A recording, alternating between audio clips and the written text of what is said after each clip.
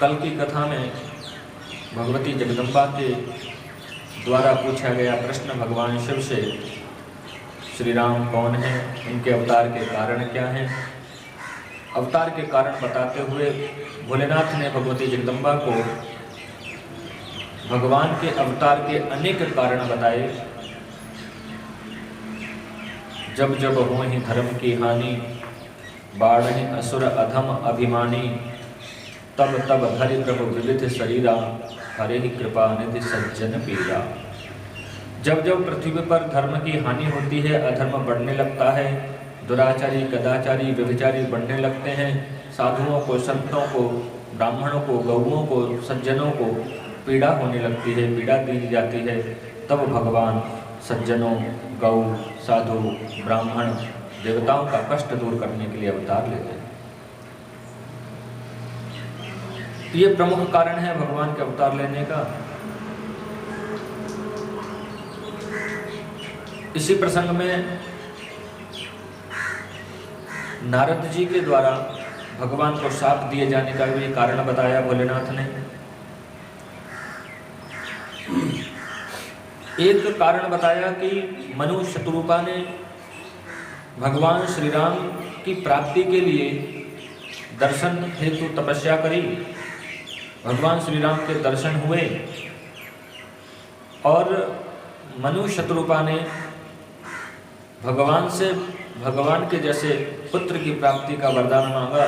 तब भगवान ने कहा कि आप सरस्वती कहे जाइए, अपने जैसा कहाँ से खोज करके आपको दूंगा, मैं खुद ही तुम्हारा पुत्र बनकर आऊँगा। तो अपने इस वचन की पूर्णता के लिए प्रभु श्री राम ने अवतार ग्रहण किया।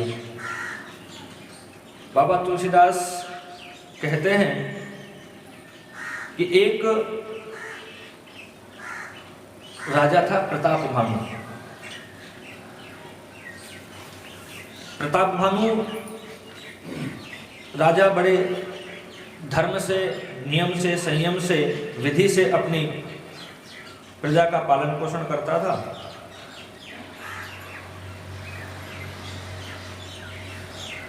एक बार इस प्रताप भानु ने पूरी पृथ्वी पर सभी राजाओं को अपने अधिकृत करने के लिए विश्व विजय यात्रा की और सभी राजाओं को अपने अधिकार क्षेत्र में ले लिया। सब राजाओं ने इस प्रताप भानु का भी अधिकार स्वीकार किया और ये राजा भी बड़े धर्म से अपने नियमों का पालन करता हुआ प्रजा पालन करता था। गुरु सुर संत पितर महि देवा, करहि सदा नृप सबकी सेवा। गुरुओं की सेवा करना, संतों की सेवा करना, देवताओं की पूजा उपासना करना, पितरों का श्राद्ध आदि करना, ये सब प्रताप भानु बड़े श्रद्धा से किया करते थे। तो प्रताप भानु एक अच्छा राजा माना जाता था, क्योंकि इसके कर्म में एक विशेषता और भी थी कि करहि जे धर्म कर्म मन बानी, वासुदेव अर्पित नृप ज्ञानी। प्रताप भानु राजा जो भी कर्म करते थे, धर्म कर्म पूजा पाठ जप तप जो कुछ भी करते थे, अंत में वो सब भगवान को समर्पित कर देते थे। देखो ये पद्धति है पूजा करने की। हम जब पूजा करते हैं, पूजा में प्रवेश करते हैं, तो आचमन प्राणायाम जल छिड़कने के बाद और आसन पर बैठने के बाद संकल्प लिया जाता है। सामान्य रूप से भले ही हम डेली की नित्य प्रति की पूजा में संकल्प न लेते हों, लेकिन जब हमारे यहाँ कोई कथा होती है या अन्य कोई पूजा पाठ होती है, तो ब्राह्मण जब आते हैं तो वो पूजा से पहले संकल्प करते हैं कि हम ये पूजन कर रहे हैं देवता का, इस प्रकार से। तो जब संकल्प लेते हैं हम भगवान की पूजा करने का, तो इसी पूजा पद्धति में जब पूजा पूरी हो जाती है, तो अंत में वो आचार्य हाथ में जल लेकर के अनेनो कृतेनो पूजनेनो कर्मणा श्री परमेश्वर प्रियताम न मम, कि जो कुछ भी कर्म किया गया है पूजन आदि, वो सब भगवान को समर्पित है, तेरा तुझको अर्पण। तो ये प्रताप भानु भी अपने समस्त धर्म कर्म को भगवान वासुदेव को समर्पित करके ही अपना कर्तव्य पूरा करता था। यानी कि प्रताप भानु यह जानता था, समझता था कि करने वाले भी भगवान, कराने वाले भी भगवान, तो हम कौन बीच में? भोक्ता भोग्य सब भगवान।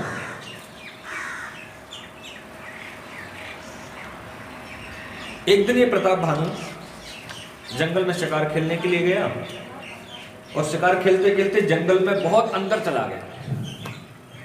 वहां पर एक इसको मुनि मिला, मुनि वेश में एक कपटी राजा था जो इससे पराजित होकर के जंगल में छुप करके रहता था और इसके लिए उसके मन में बड़ा बैर था। तो राजा तो ने तो उसको पहचान नहीं पाया, लेकिन उसने इस राजा को पहचान लिया। राजा को क्षुधा पिपासा पीड़ित कर रही थी, तो उस मुनि ने, मुनि वेश में जो कपटी राजा वहां था, उस कपटी ने राजा को जल पिलाया, कुछ फल आदि भी खाने को दिया, आतिथ्य सत्कार अच्छे से किया। और फिर इस मुनि ने राजा को अपने वाकजाल में ऐसा फंसाया और राजा के बारे में सब कुछ बता दिया, पिछली बातें, तुम्हारे पुत्र ये हैं, तुम्हारे राजा ये हैं, मंत्री ये हैं, तुम्हारा राज्य ऐसे है, बता तो इसको था ही।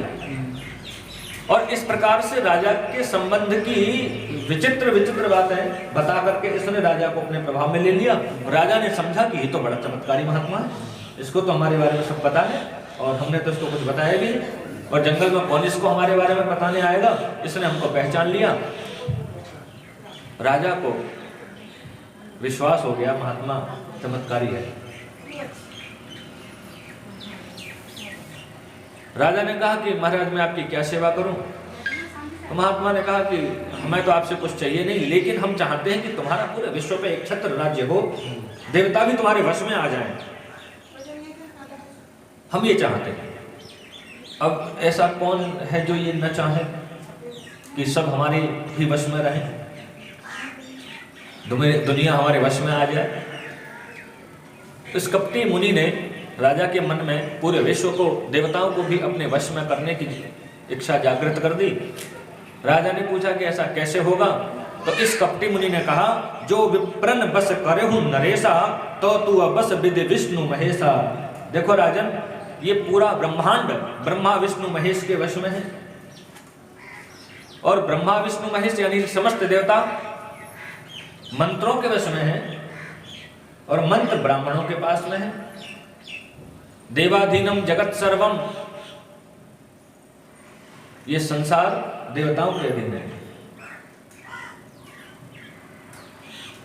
और देवता मंत्रों के अधीन है, और मंत्र ब्राह्मणों के अधीन है।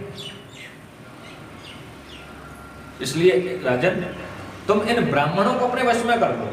यदि तुमने ब्राह्मणों को अपने वश में कर लिया तो निश्चित रूप से समस्त देवता तुम्हारे वश में आ जाएंगे, क्योंकि ब्राह्मणों की पूजा पाठ से ही देवताओं को बल मिलता है।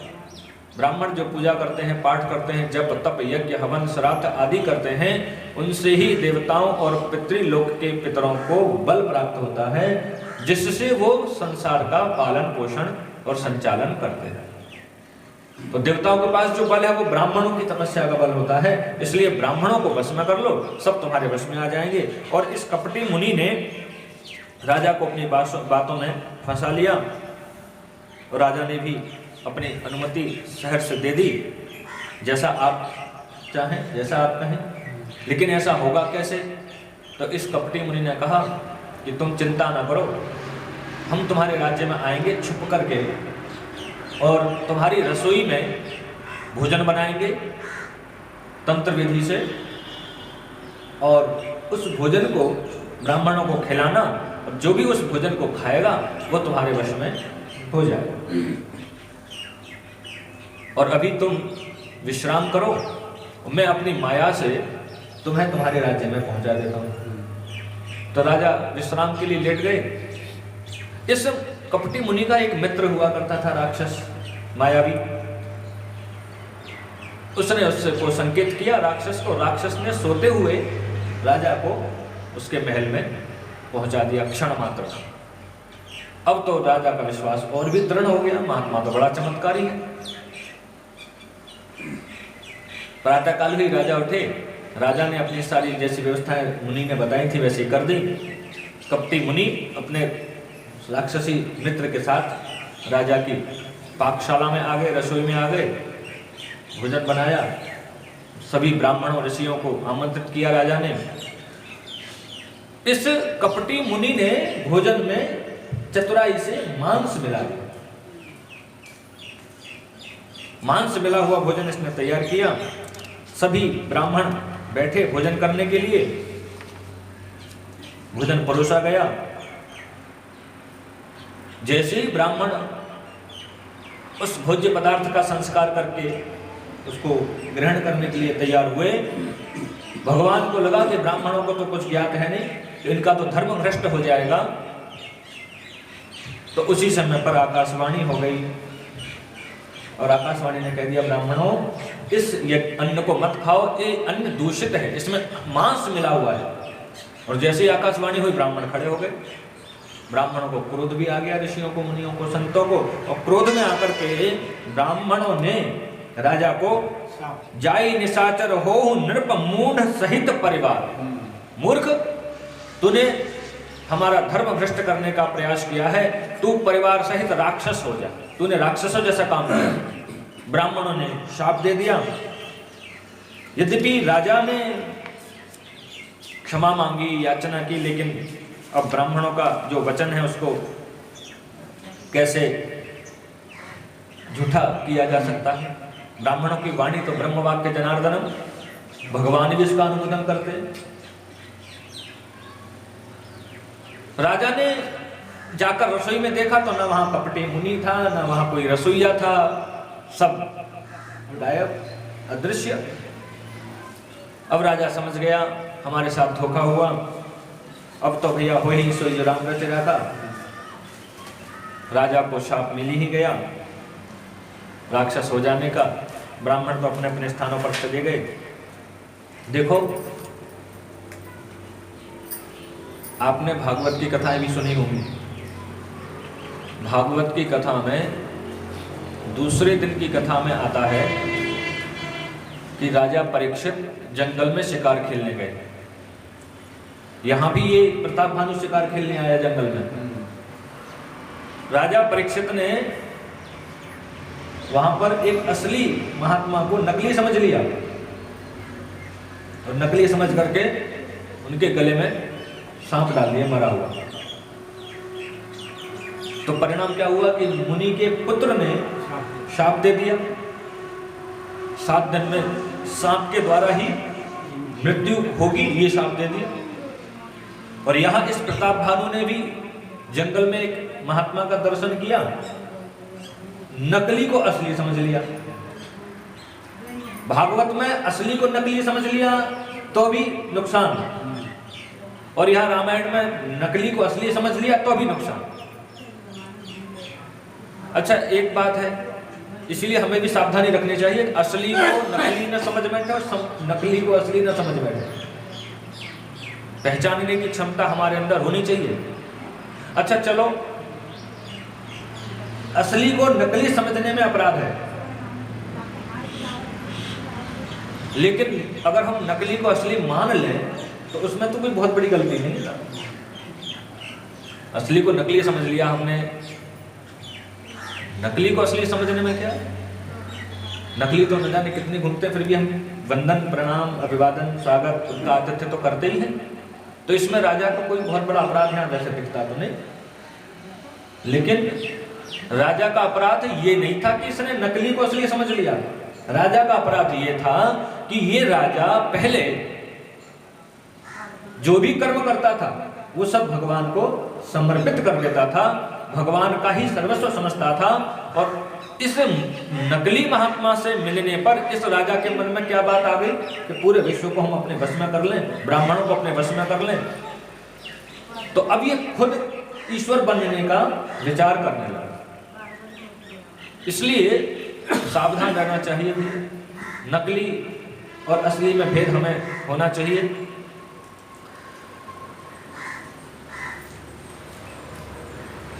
संतों के वेश में नकली संत से संग ना हो जाए, असली संत ही होना चाहिए। नकली संत भी बहुत घूमते हैं।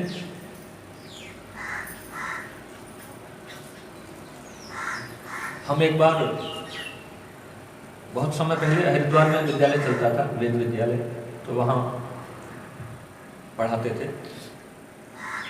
तो जहाँ विद्यालय था उससे लगभग आधा किलोमीटर दूर से पहाड़ी इलाका शुरू हो जाता था। तो एक दिन ऐसे घूमने हम निकल गए सायंकाल के समय। तो वहाँ एक छोटी सी कंदरा बनी हुई थी, गुफा सी पहाड़ में, गंगा जी के किनारे।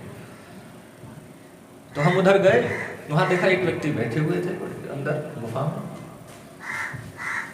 अब गुफा में गंगा जी के किनारे कोई बैठे हैं तो श्रद्धा होना स्वाभाविक है। तो हमने जाकर उनको वंदन किया।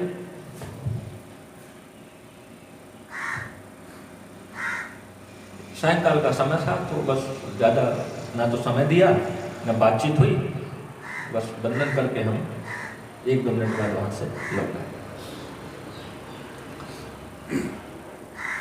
अब हमें लगा कि भाई कंदरा में, गुफा में, एकांत में व्यक्ति बैठे हैं तो साधक ही होंगे।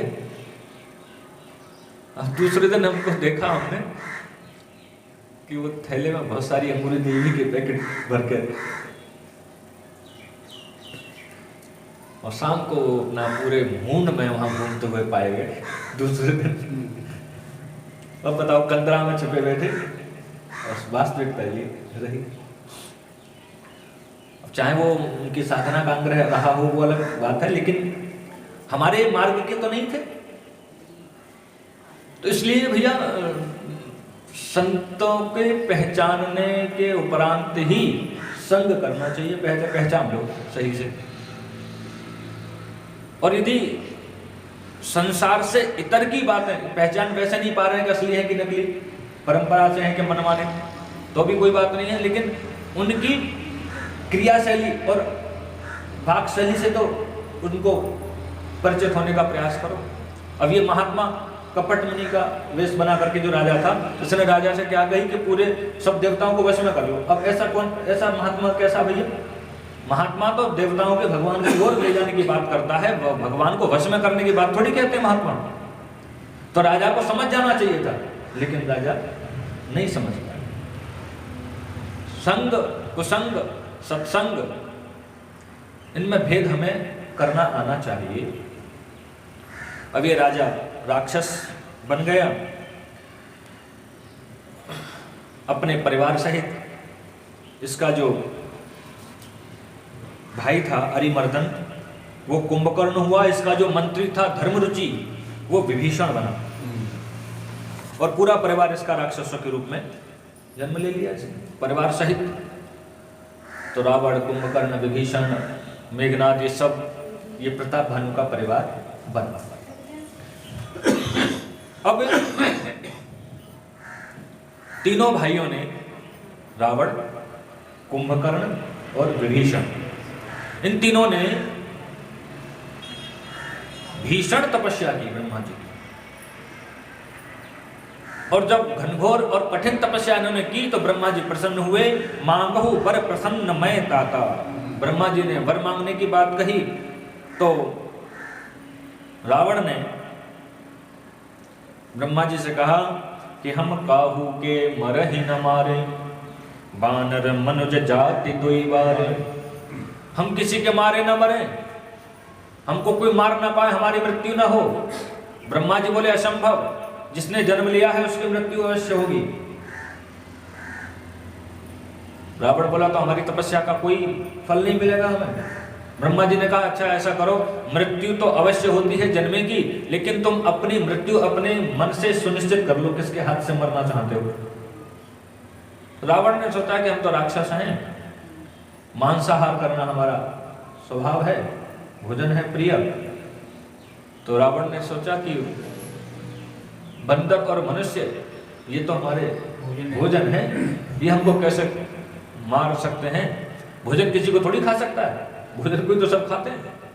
आज तक सुना है किसी ने कि भोजन ही आदमी को खा गया? नहीं? तो रावण ने कह दिया कि बंदर और मनुष्य इन दो को छोड़कर हम किसी के हाथ से न मरें, हमारी मृत्यु हो तो इनके द्वारा हो। ब्रह्मा जी ने तथास्तु कह दिया। तथास्तु कह करके ब्रह्मा जी कुंभकर्ण के पास गए और कुंभकर्ण के पास जाकर के जब कुंभकर्ण को देखा ब्रह्मा जी ने, तो विशाल पहाड़ की तरह से शरीर वाला कुंभकर्ण बैठा तपस्या में लगा हुआ। तेहि बिलो की मन विस्मय भयऊ, उसको देख करके ब्रह्मा जी के मन में तो बड़ा विस्मय हुआ। अरे भैया, ये तो बड़ा हष्टपुष्ट है, ये तो एक बार में मेरी सृष्टि का सारा दाना पानी खत्म कर देगा। ये तो अभी तपस्या में लगा है, इसलिए कुछ ले नहीं रहा। ब्रह्मा जी ने कहा भाई तपस्या तो इसने भी करी है, तो इसको भी वरदान तो देना ही होगा। ब्रह्मा जी ने कहा वरदान मांगो। डरते डरते ब्रह्मा जी सोच रहे पता नहीं क्या मांगे। कुंभकर्ण ने ब्रह्मा जी को प्रणाम करके कहा आप हमें वरदान देना चाहते हैं तो आप हमें, और ब्रह्मा जी घबरा रहे हैं, आप हमें क्या पता नहीं क्या मांगे। ब्रह्मा जी ने बुद्धि की देवी सरस्वती मैया को संकेत किया, देवी इसकी बुद्धि को थोड़ा भ्रमित करो, इसका क्या भरोसा, क्या मांग बैठे। तो सरस्वती मैया इसकी जिह्वा पर विराजमान हुई और इसने, कुंभकर्ण ने ब्रह्मा जी से कहा प्रभु आप हमें वर देना चाहते हैं।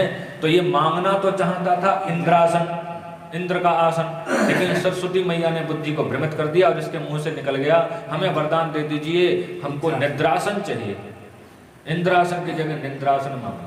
ब्रह्मा जी ने तुरंत कह दिया तथास्तु तथास्तु तथास्तु, ले जाओ वरदान। अब जैसे नींद का वर मांगा तो रावण ने कहा प्रभु ये आपने क्या कर, ये अगर ये सोता ही रहेगा तो फिर जीवन किस इसका, ये तो संसार में कुछ देख ही नहीं पाएगा। तो रावण के कहने पर ब्रह्मा जी ने कहा कि चलो 6 महीने के बाद ये एक दिन के लिए उठा करेगा, 6 महीने सोएगा, एक दिन जगेगा और फिर सो जाया करेगा 6 महीने के लिए।